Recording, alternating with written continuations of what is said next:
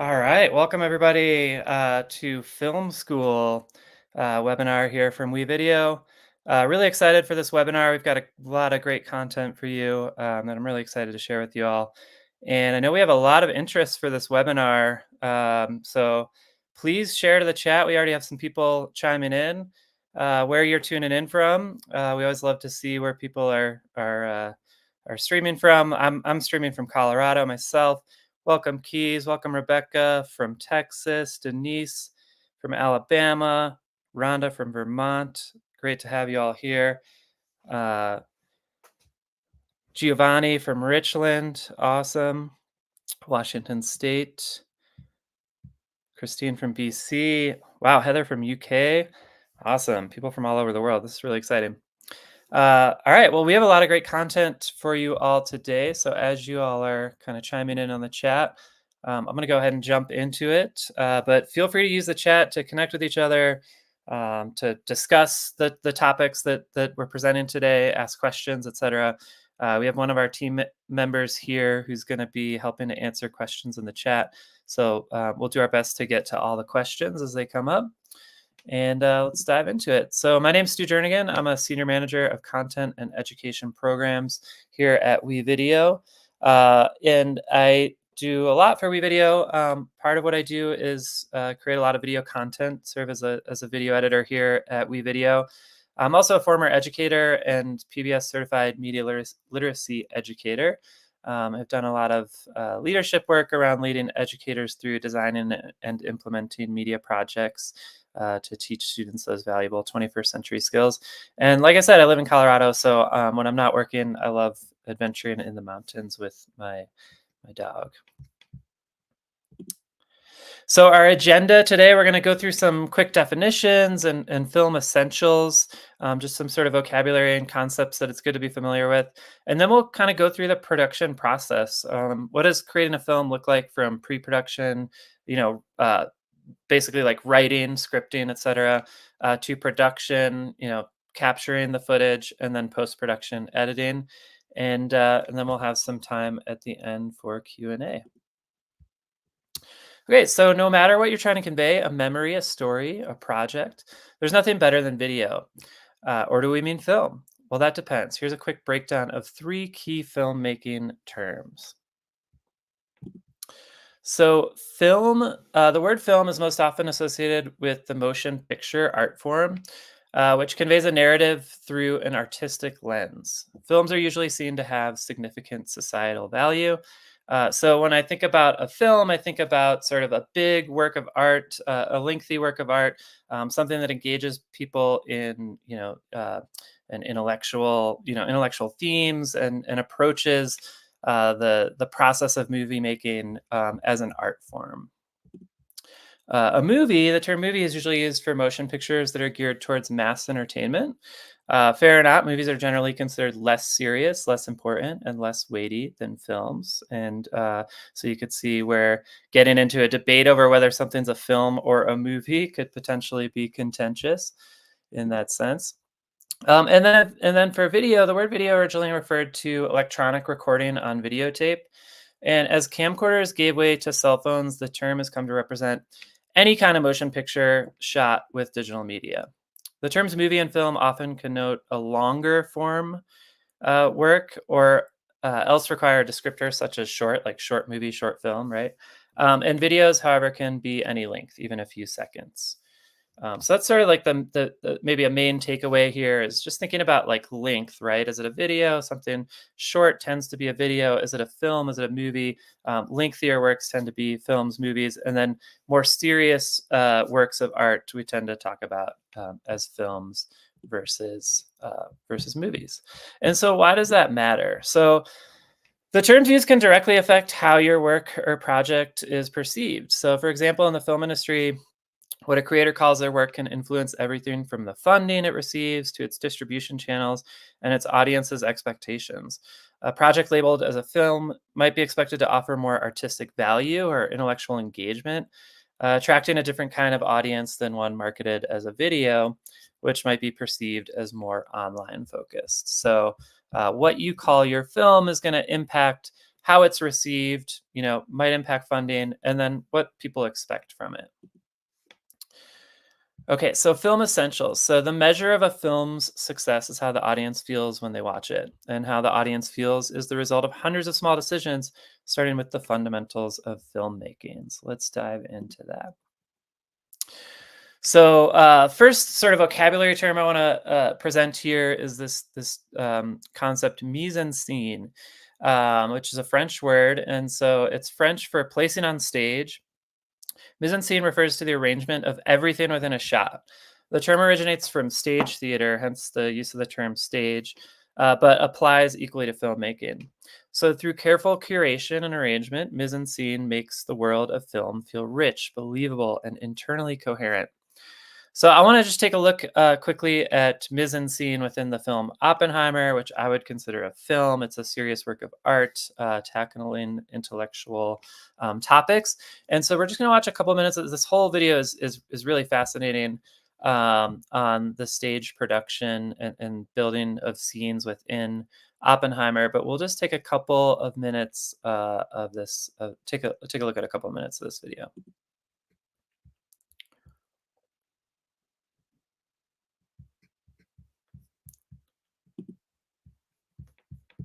Let me try to get this going, and if it doesn't want to play, that's okay.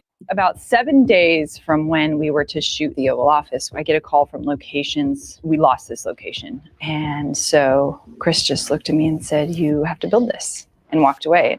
Hi, I am Ruth D. Young, and this is how I designed Christopher Nolan's Oppenheimer.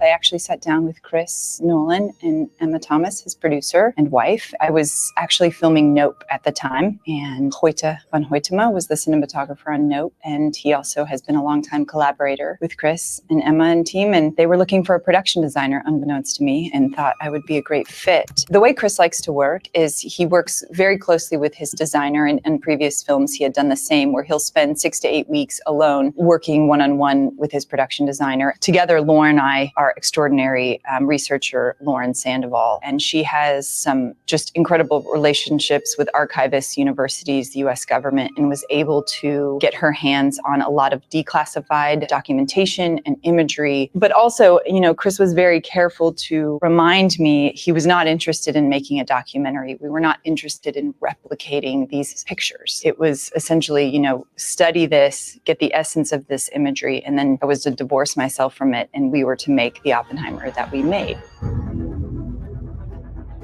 First, I'll sketch out sort of how I'm seeing things. We'll send it to my set designer. This is our official plan view of our finalized Los Alamos, drawn by Jim Hewitt, a fabulous set designer who's been on my team for many projects. Jim is a hand draftsman, so he draws by hand. We will go from plan view to elevations to sections, and simultaneously, we will have art directors make these three-dimensional in the computer, so we're able to fly through, see scale, understand it immediately. Simultaneously with going from 2D to 3D, we will go 3D with our model maker. These are elevations, and then these will get broken down to actual build plans. I always love to do foam core white model. Very simple, very efficient. You can understand the scale. The real Los Alamos was very expansive and big and epic, and the US government spent about $2 billion in 4 years and had a lot of support.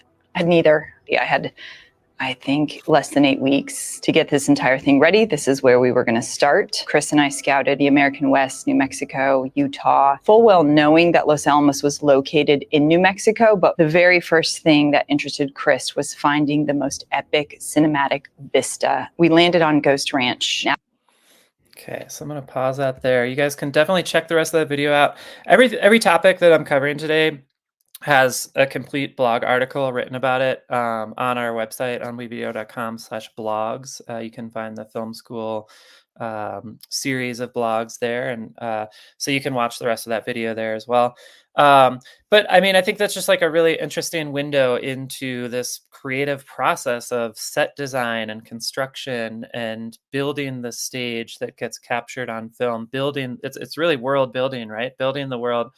And if you're a teacher working in K-12 schools, obviously you're not going to have students construct these mega projects, but maybe you do a project based learning unit where you partner with the theater department and you build in some of these elements of planning and set design and all of that into the project.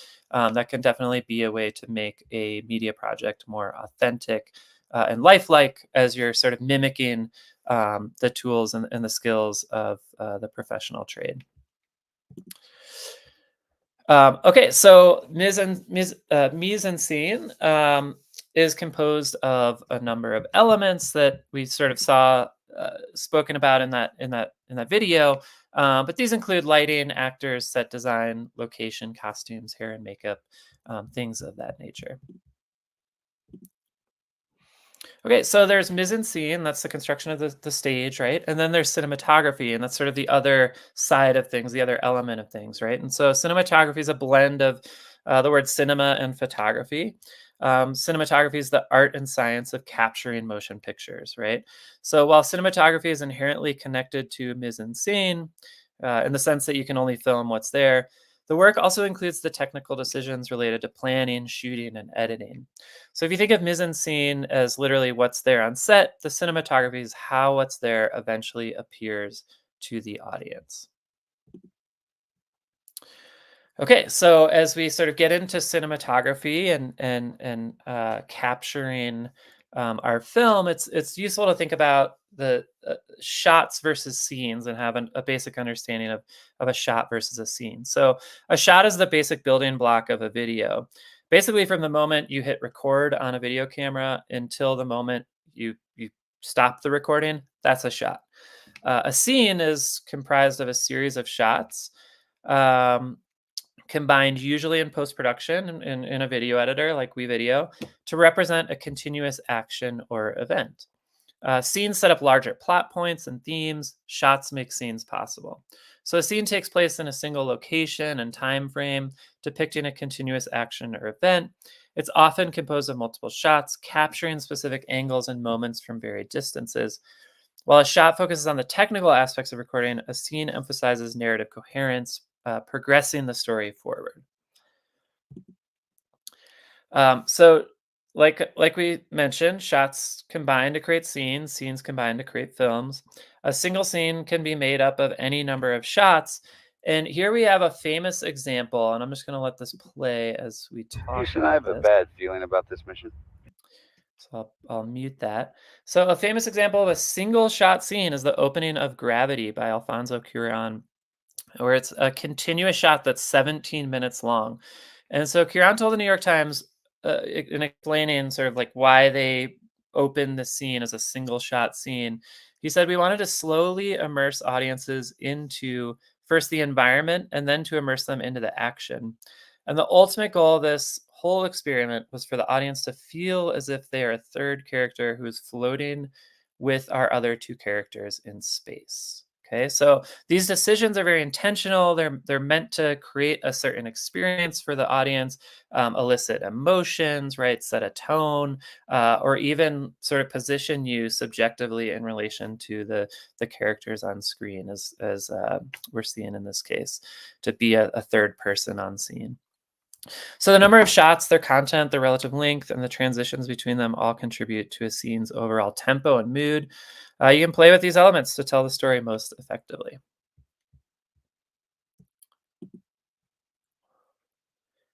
So generally, those shots are shorter. A shot can vary not only in length but in angle and camera movement as well. These decisions contribute to the scene's overall mood and narrative. One of the most iconic scenes in film history, the I Am Your Father scene in Star Wars Episode 5, The Empire Strikes Back, culminates in the epic shots that feed one of the most unforgettable and often misquoted lines in cinema. I had to look this up yesterday. I couldn't believe it. He doesn't actually say, Luke, I am your father. He just says, I am your father in the midst of a longer dialogue. Um, so, in this example, one can identify and see why knowing the difference between a shot versus scene matters. So let's take a look at this iconic scene from Star Wars, and then we're going to kind of break this down and talk a little bit more about the types of shots that filmmakers use and their purpose.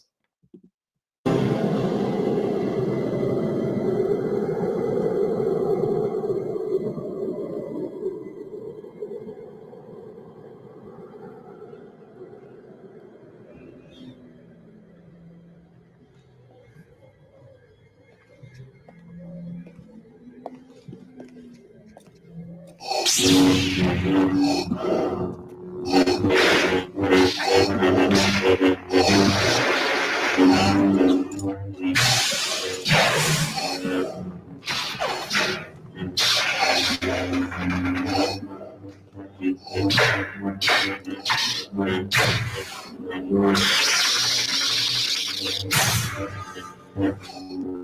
so we've got this epic battle happening. I'm gonna actually try to jump ahead to the end of this scene, and then we'll talk about the sort of dialogue, and then we'll talk about the shots. He told me you killed him. No, I am your father.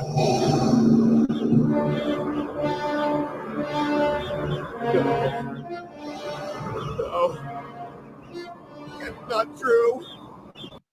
Okay. All right. So we'll pause there. Of course, you can go check out the whole scene at the blog on wevideo.com/blogs and check out Film School. But let's break that scene down a little bit in terms of shots. So filmmakers use a variety of shots. They have names. They're planned with purpose, which we'll talk a little bit more about later. And there are more types of shots than what you see here. But these are sort of the basic foundational shots that filmmakers use. So the first one I want to talk about is what's called an establishing shot. And an establishing shot basically sets the scene where the action is going to take place, right? So we see here we're using an extreme wide shot as our establishing shot to show the location where the action is going to take place. Then we have basically we have the basic shots are wide shot, full shot, medium shot, and close up. They're not necessarily presented in that order in this scene. Um, so the next one I want to talk about is a medium shot, and so that's sort of waist up, and they can be used for dialogue. They can be used also for action. In this case, we see a medium shot with paired with a low angle shot from behind Luke, and so that's showing Darth Vader as taller than Luke, look appearing bigger, and that makes him appear more powerful, and Luke appear more vulnerable. Right, Luke's sort of the underdog in this scene. So just from the types of shots that the filmmakers are choosing to use, it's conveying a lot of information about how we're to understand the characters and their relationship to each other, and those are very purposeful actions that directors take. Right, when they plan the scene, they're planning for a medium shot and a low angle shot for that purpose. Here we've got a wide shot, and that's showing again where the action's going to take place. And it's sort of conveying a lot of information here too, right? It's showing this bridge. It's establishing a sense of danger involved in this battle that's about to take place because any of them could fall off this bridge. Then here we've got a full shot. So a full shot's going to be head to toe. Full shots are often used in action, right? So you can see character movement. And so here we've got Luke sort of skirting out to the edge here. And so a full shot allows us to see that movement. Here we have another medium shot, and this is actually not a high angle. Apologies, that's about eye level or just below. But the medium shot, again, waist up, and that's often used for dialogue. So here's Darth Vader telling Luke that he's his father. And then we've got a close-up shot, and the close-up shot is going to be focused in on the face. And the close-up shot in this case is used to show Luke's reaction to learning, or to Darth Vader telling him that he's his father. And so close-up shots are often used to draw attention to details or emphasize emotion or show characters' reactions to things, to clue us into what characters are thinking, how they're relating to each other, how they're feeling, and elicit emotions within us. So all of these decisions help advance the story. They also help create a greater sense of connection to the story. Okay, so there's also a famous quote from George Lucas, actually, who said, "Sound is half the picture." So don't never underestimate the importance of sound within your film. And so I want to talk a little bit about diegetic versus non-diegetic sound. So diegetic sound is anything on screen or off that the characters in the film can hear. So that could be dialogue, ambient music, environmental sounds, audible movements.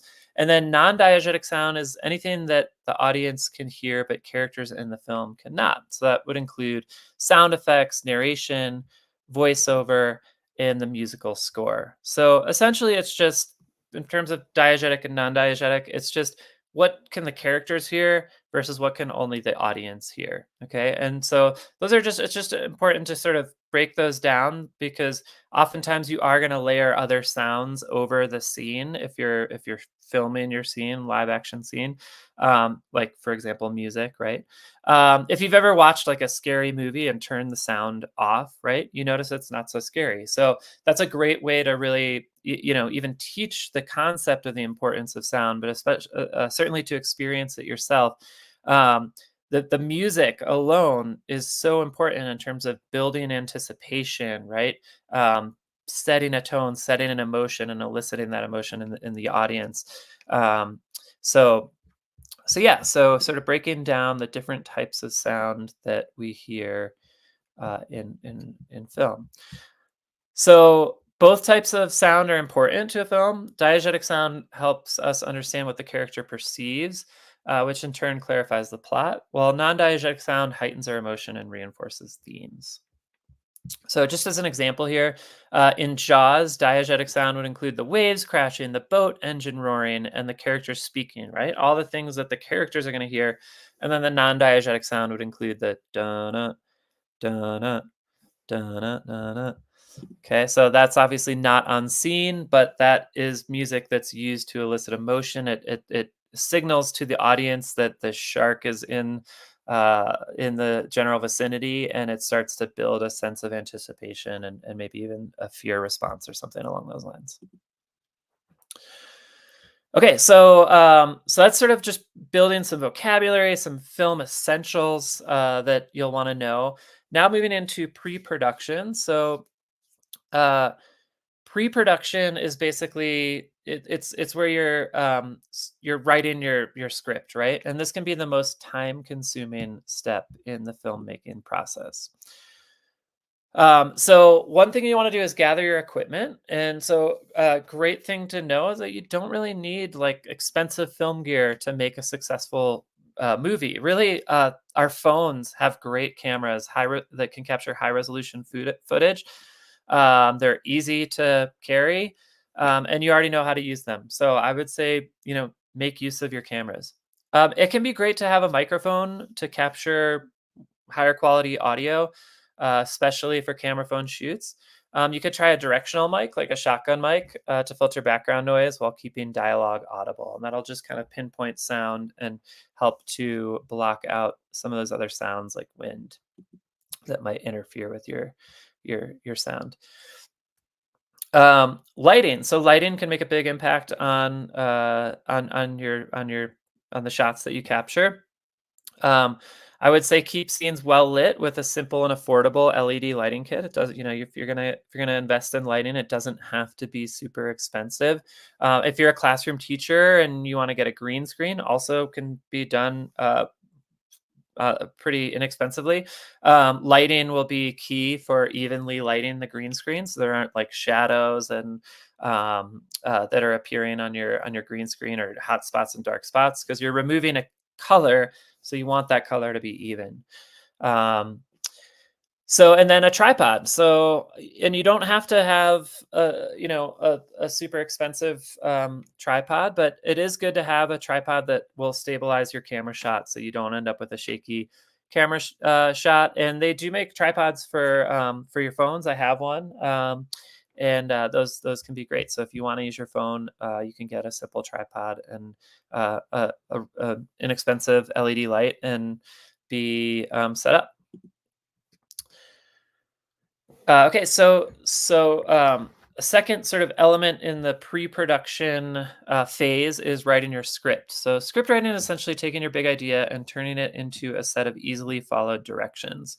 Your script or screenplay in the world of film is what allows an entire team from actors to lighting technicians to faithfully execute your vision. Alfred Hitchcock has this great quote that kind of illustrates the point. To make a great film, you need three things: the script, and the script. Okay, so just emphasizing the point that the level of importance of a script to creating a great film. This is where you're going to spend potentially a lot of your time getting the story right, because that's really what's going to sort of drive audience interaction and reception of the film. You could have all the technical equipment in the world, and shoot a great film and use CGI, but if it's not a good story, people aren't really going to love it, right? So in terms of writing your script, you could use a 3-act structure. This is sort of what's most commonly used. So for a story that resonates, outline your screenplay following the classic 3-act structure. So Act 1 is going to be your introduction and inciting incident. So introduction is going to be where you introduce things like the setting, the characters, maybe even like the time, the era or time frame of the movie takes place in. And then your inciting incident. Actually, the other thing the introduction does is it kind of establishes what life is like in sort of like normal times, right? Um, so things might be happy, right? But or not necessarily, but like what is life just sort of normally like? And then your inciting incidents, that is where the conflict that is going to drive the story gets introduced. So what is the incident that starts the conflict, and really starts to introduce the storyline, where you can start to build suspense. Act 2 is going to be rising action and building conflict, and so that's going to be what are the things that happen in the story that add to the conflict, that complicate the conflict, that maybe even complicate your understanding of the characters, right? We know that great characters, there's not often just a black and white sort of determination of good and bad, right? It's not sort of like the characters aren't overly determined. They're usually more complex. And so, you might be seeing some flaws in the protagonist, or you might see some ways that you empathize with the antagonist, right? Those are all sort of building, uh, uh, those are all sort of contributing to rise in action and building conflict. And then finally, Act 3 is going to be confrontation and resolution. I also like to think about this as like the climax and then resolution. So like the all of the rise in action that's complicating the conflict, it's building towards a sort of a moment that is the climax where the conflict gets resolved. Let's see, I taught this through the movie Back to the Future, right? And so if we think about the clock tower scene where Marty gets back to present time, right? And the lightning strikes the clock tower, right? Like everything's sort of building up to him getting home. And that's the climax. That's the moment where lightning strikes. It is able to create the energy for the car to time travel, and he's able to get home. And then everything after that, the resolution, is really just like tying up loose pieces in the storyline. So if there's anything in the storyline that got introduced that we haven't resolved, um, those kinds of things tend to get resolved towards the end as we sort of like smooth out and land the story. Okay, and then in addition to script writing, or I guess after script writing, you'll want to storyboard your film. And this is great for both like big production films, but also for the classroom, right? You can have students storyboard their film, think about the types of shots that they want to gather, the types of media they want to gather, whether they're shooting their own film or they're using stock media from the stock media library within WeVideo. It's just good to think about the visuals that are going to go along with that are either going to tell the story or that are going to go along with something like a voice recording, to to visually communicate your story.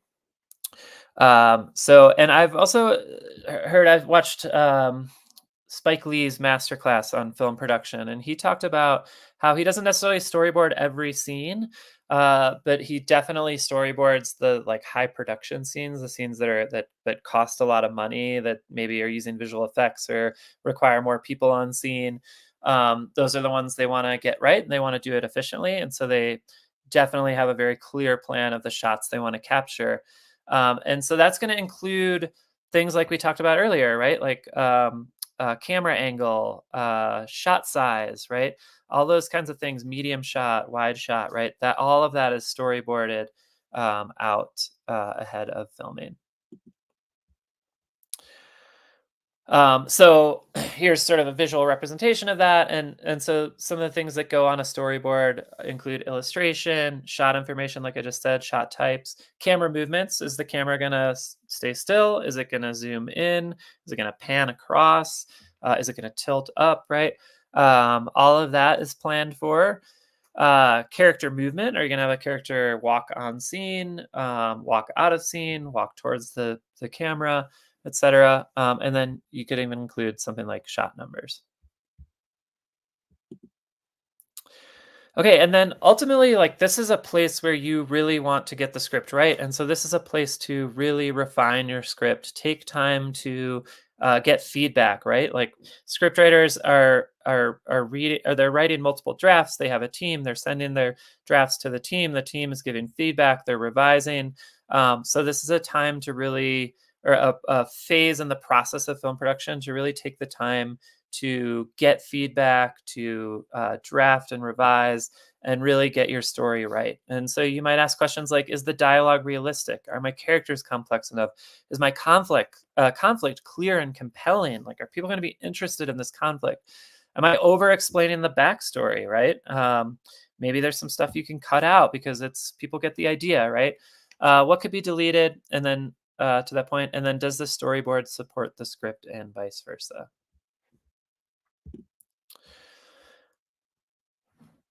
Okay, so just a quote here from Paul Thomas Anderson: screenwriting is like ironing. You move forward a little bit and go back and smooth things out. So just this idea of revising, getting feedback, and revising and refining. Okay, so and like I said, pre-production, it's not just for Hollywood. This is something you can have students do as well on media projects in class. So some examples of that would be like a flipped classroom lesson. So this is something a teacher could do, right? Script writing would be maybe a loose list of general talking points rather than precisely scripted dialogue to keep the lesson delivery natural. And then the storyboard would be a list of required screen captures or picture-in-picture videos to complement your webcam recording and provide helpful context for students.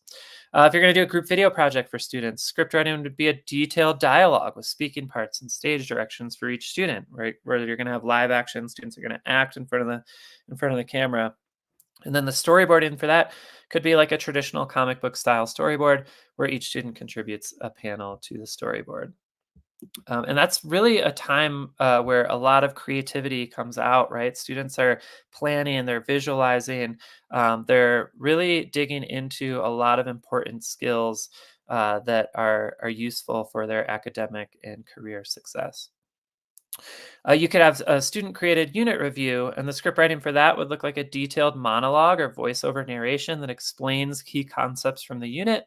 And then the storyboarding for that would be a list of screen captures and stock footage ideas to convey the key concepts. So again, pre-planning, what are the types of visual media that you want to find in the stock media library, or that you want to record through something like screen recording to add to your story.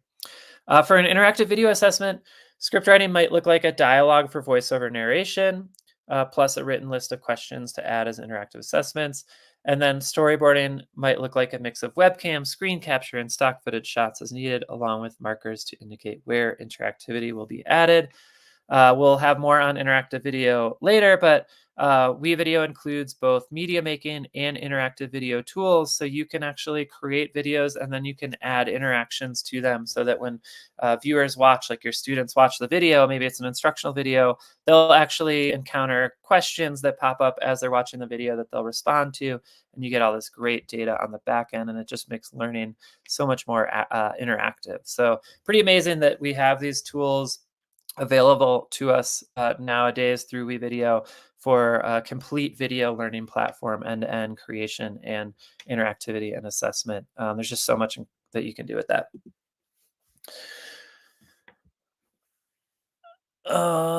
Let's see. So basically, point being that whatever you're filming, it's important to put in some time of dedicated planning it will go a long way in the long run. And it depends on the type of video you're creating, how extensive that's going to be, right? Sometimes that can be just a few minutes. Sometimes that can be a much longer process if you're creating like a Hollywood film, right? Okay, so production. This is the sort of next phase in the process of making a film. You've got your script, you've got your storyboard, you've done all the pre-planning. Now it's time to shoot, right? Lights, camera, action. This is the time where we tend to hear that, right? Because we're filming our scenes. So um, it's good to have a shooting schedule, especially if you're creating like a big film. But even if you're teaching a media project in class, this can be another fun way to make the project authentic, right? Hey, okay, I've led students through, I'm a teacher, I've led students through the process of generating a topic, generating an idea, coming up with some themes, coming up with characters, right? Uh, Engaging in character analysis, writing a script, if you're doing something like narrative storytelling, or even if you're doing something like documentary storytelling. Maybe they're making a film about animals or about ecosystems, right? They're gonna have to map out, okay, who are the key characters in the ecosystem, right? What is the flora and fauna that we're gonna encounter here, and what are their roles? What is their relationship to each other, right? What is my script going to be? What's my narrative recording going to be, right? So regardless of whether you're doing narrative or documentary film production, you're going to sort of go through some version of that process. And if you're doing that in the classroom, it can be, you've gone through that process. It can be fun now to have a shooting schedule. Hey, students, we've got 2 days for you to shoot to film your shots, right? To shoot your footage, or you've got this week. It depends on the time frame you're able to give them. But that creates some constraints that lets them know, okay, we got to get to business here, right? So in filmmaking, in like Hollywood filmmaking, or if you're making indie films, right, production is the most expensive step of almost every film. So it's quite literally pays to stay on schedule. So map out a scene by scene schedule so you know which shots are being taken, when, where, and how. Share this with your production team to keep everyone on the same page. Cinema is a matter of what's in the frame and what's out, from Martin Scorsese.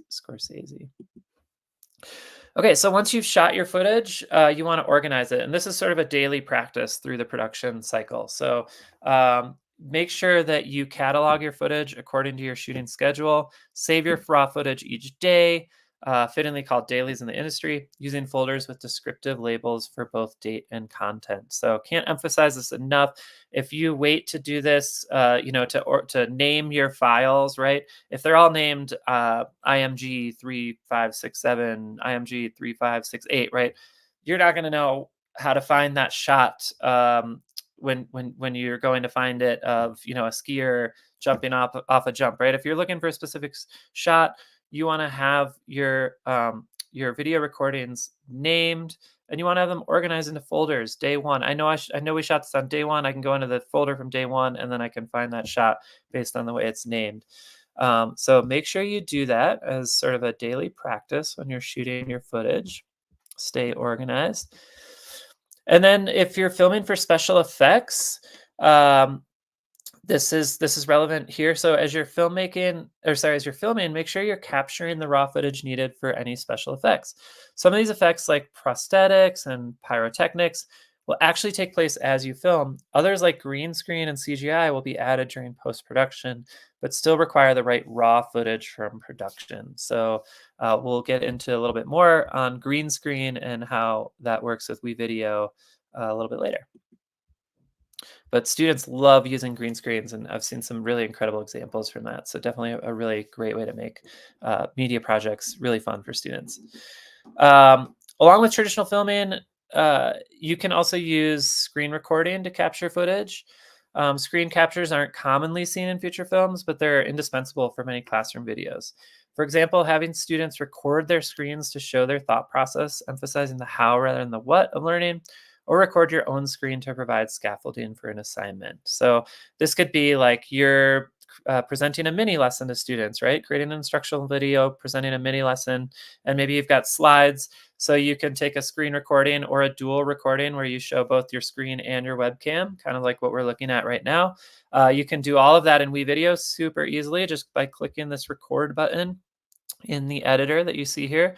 And then you have those options, dual screen and webcam.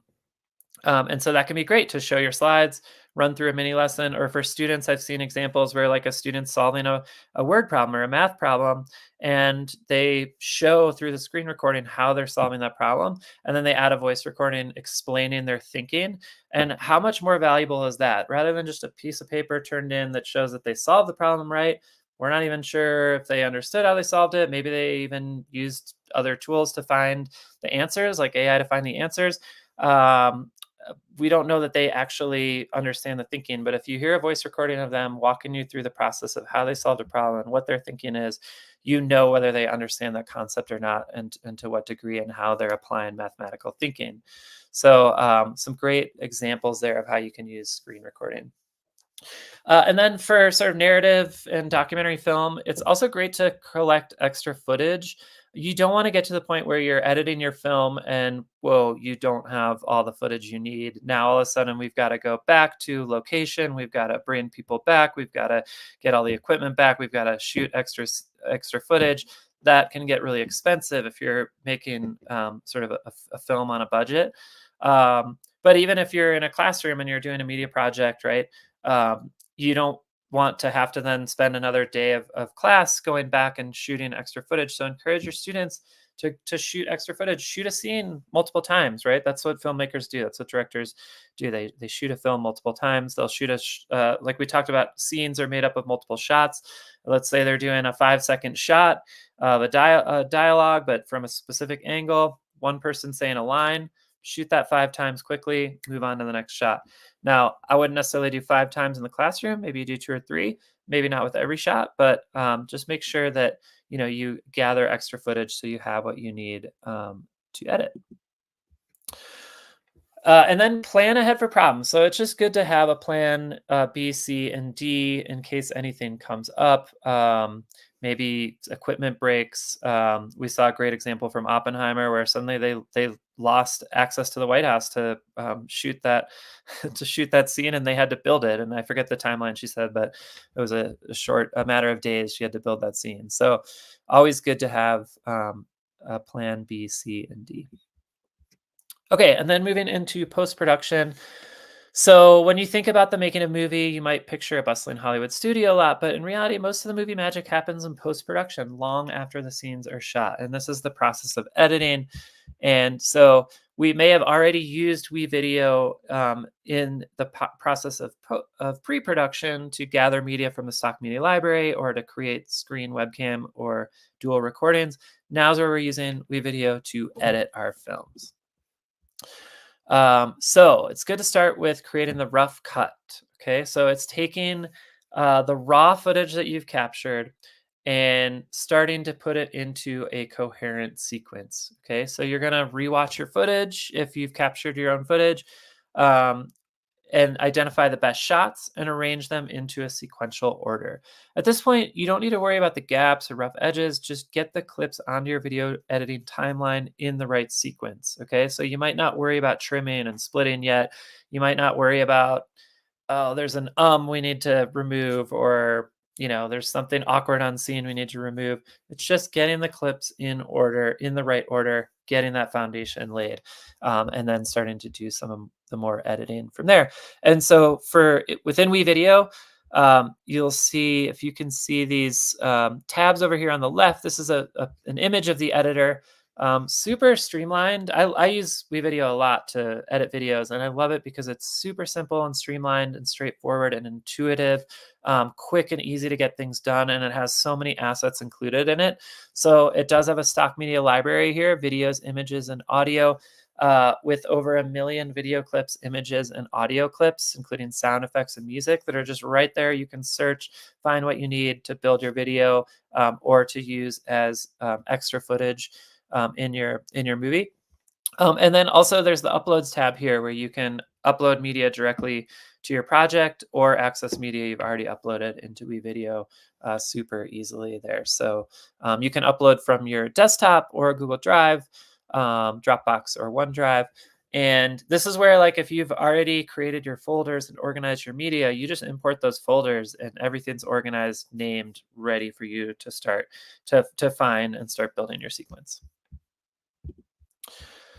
Okay, so once you've sort of got your sequence laid, then you'd want to trim and split your clips. So trimming is just clicking and dragging the edges in. That's as easy. That's how easy it is to trim your clips. And that's cutting out any extraneous stuff at the beginning or end of the shot. So all you have is the narrative rich middle. And then splitting clips, you can just use this scissors icon or the keyboard shortcut S on your keyboard. And that's just going to split a clip into two. You can split it multiple times, and then you can remove a clip from the middle, or yeah, you can remove parts from the middle, stitch things together, or even move things around and put clips in between to build your narrative. So that can be especially useful. Like, let's say you've got you filmed an interview or a scene from multiple camera angles. You can start to stitch those different camera angles together and show the narrative. Lots of uses for the split tool, but that's just one. Okay, so then a sort of next step would be adding in visual effects. So for a lot of big budget films, visual effects is synonymous with CGI. For educators and students, though, this term most often refers to something equally magical, but much faster and more affordable, which is green screen. For this step, grab the footage you shot in front of a green screen and add in the right video backgrounds. And if you didn't shoot clips in with a green screen, or you don't have a green screen, that's okay. In the stock media library, you can actually search green screen birds, or there's also a filter for green screen. You can search birds within that filter, and there's tons of royalty-free stock media available that are green screen clips. And using green screen is so easy. All you do, and you can see an image of here, all you do is you lay your background down as the bottom track. So we've got the sky. You lay your green screen clip, which is going to be the foreground, on top. So it's a top layer, it's the front layer. And then you just need to remove that color. In this case, it's green. It doesn't have to be green. It could be another color, just as long as there's high contrast between the objects and subjects on camera that you want to keep in the picture and the background color you want to remove. Just as long as there's high contrast, you're good. It doesn't have to be green.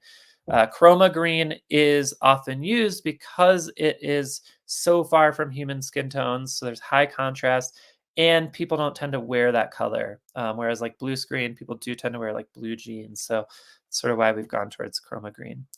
But as far as editing in WeVideo, again, super easy. You just layer your green screen clip on top of your background image.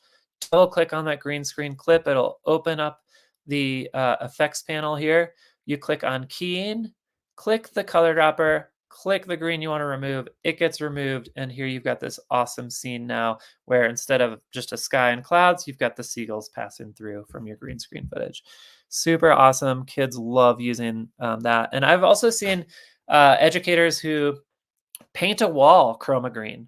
As long as you've got like a smooth surface, so it's going to be a clear color across, paint a wall chroma green, there's your green screen. Or, get one super cheap as well.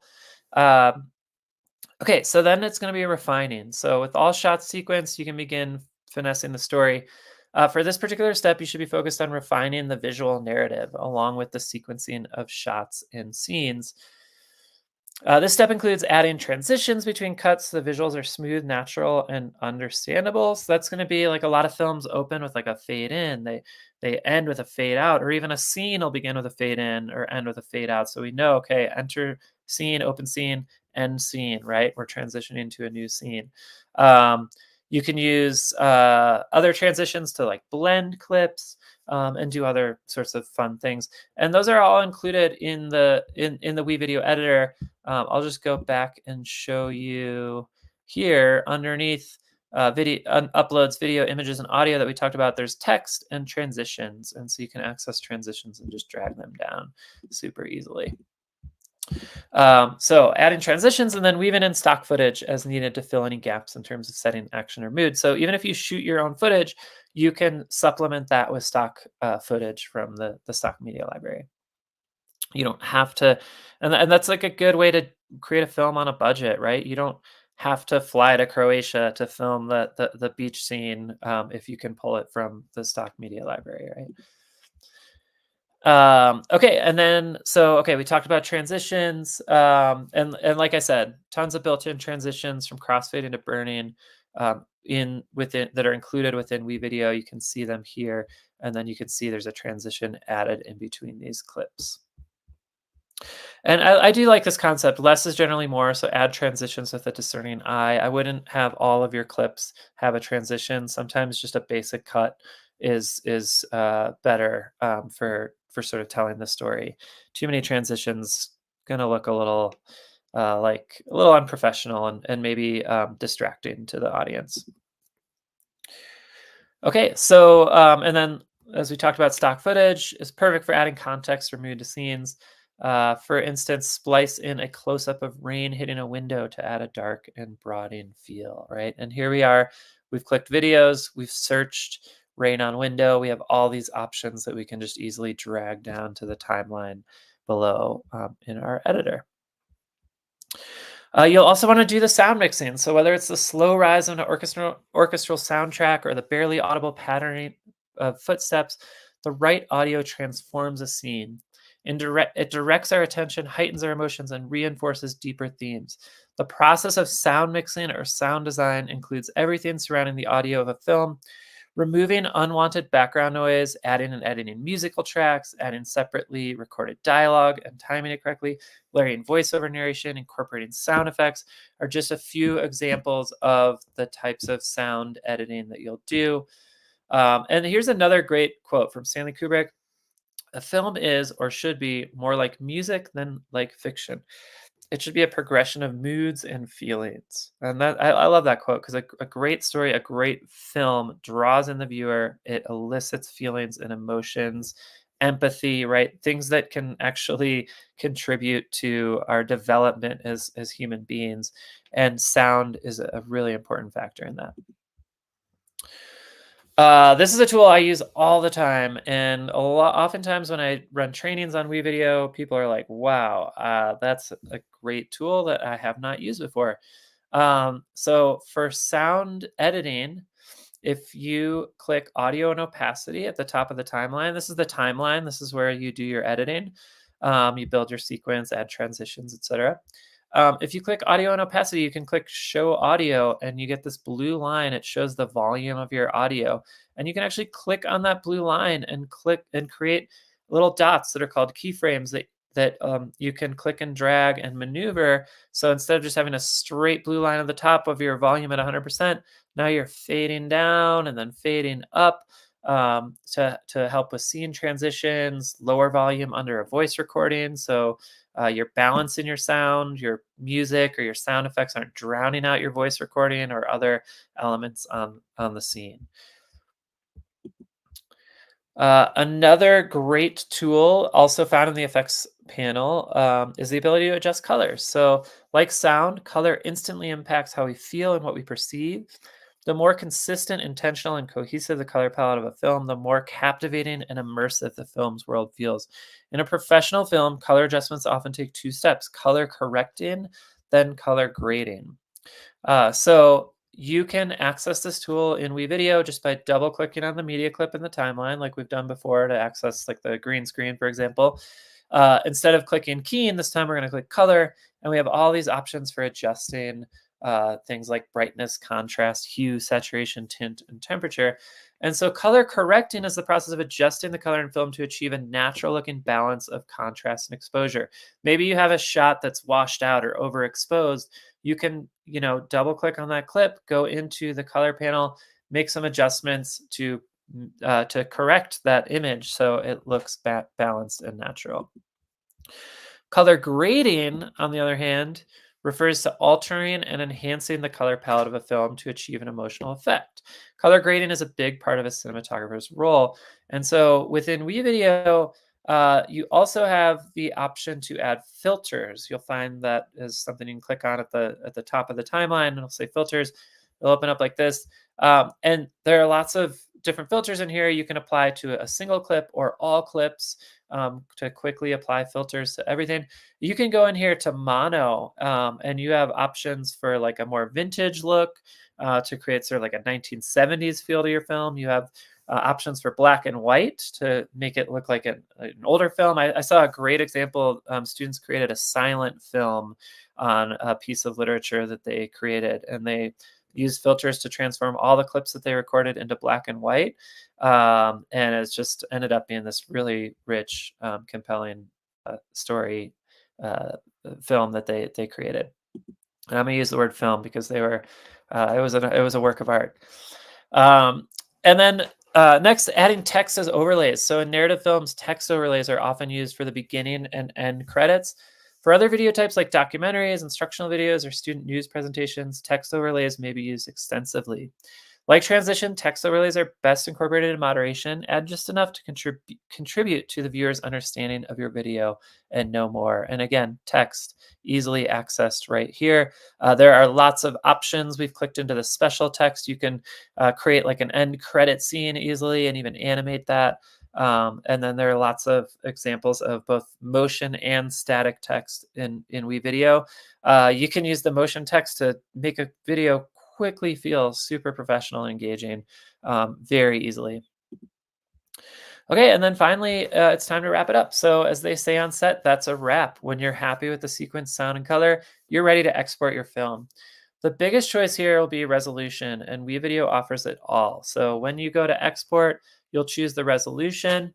You might do a lower resolution like SD if it's just a draft of your work you want to share with somebody to get feedback.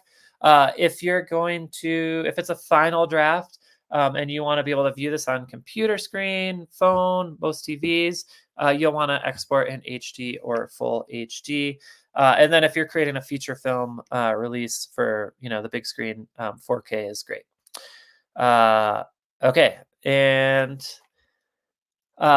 your project is automatically saved in WeVideo. It's online, so if you get a strike of creativity and you're at some Airbnb on a trip somewhere, you can access your project and you can make some edits. Okay, and then finally, I want to talk about interactivity. So traditional filmmaking ends at post-production, after which the crew celebrates and the film is distributed to adorning audiences. But for K-12 educators using WeVideo, post-production isn't the end of the road. The creative process may have wrapped up, but the learning process is only beginning. And thanks to the power of interactive video, interactivity is the next stage in the evolution of video-based teaching and learning. It transforms students from passive participants into active learners, giving them a reason to engage and giving teachers a means of measuring that engagement. And that can be a great way to personalize learning. You can provide branched pathways within WeVideo interactivity within videos based on learner input and instructor sequencing. It's a great way to make learning active, give students a reason to engage through assessments, discussions, jump points, pauses, and more. You can actually add discussion questions in the video and students see each other's responses and they can respond to each other and have this lively digital discussion about a video as they watch. Their interactive videos are flexible. They're easy to add, remove, and adjust interactive hotspots without having to change the underlying video.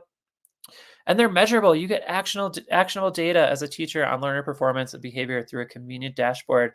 So you know what to reteach, you know what videos maybe a student needs to rewatch. You can target instruction based on the data that you're getting. So as impactful as interactivity is, it's surprisingly quick and easy to implement, especially compared to the long creative process of filmmaking. Teachers and students alike can make a video interactive in a matter of minutes. Choose your video, choose the film you've just created, or grab one from YouTube or Vimeo, and then add interactions, inserting a number of interactions anywhere along the video timeline. Super easy. And you get measurable outcomes at the end based on student responses. So you can try WeVideo free for 30 days if you don't have access and you're interested in trying it out for creativity and or interactivity. Definitely talk to our team today. You can go to wevideo.com/contact-sales to look into getting an account. And yeah, I mean, I think that you'll find with leveraging media in the classroom or creating your own media, it's just a great way to enhance learning and interact and using interactive video to make learning more engaging. We'll just end with this Quentin Tarantino quote. When people ask me if I went to film school, I tell them no, I went to films, right? Just jump in, get started creating and learn by doing. All right. Well, that is all of the content. Thank you so much for being here. I'm seeing a question. Is this recorded? Yes, this is recorded. So definitely come back and check that out. We'll be posting this recording.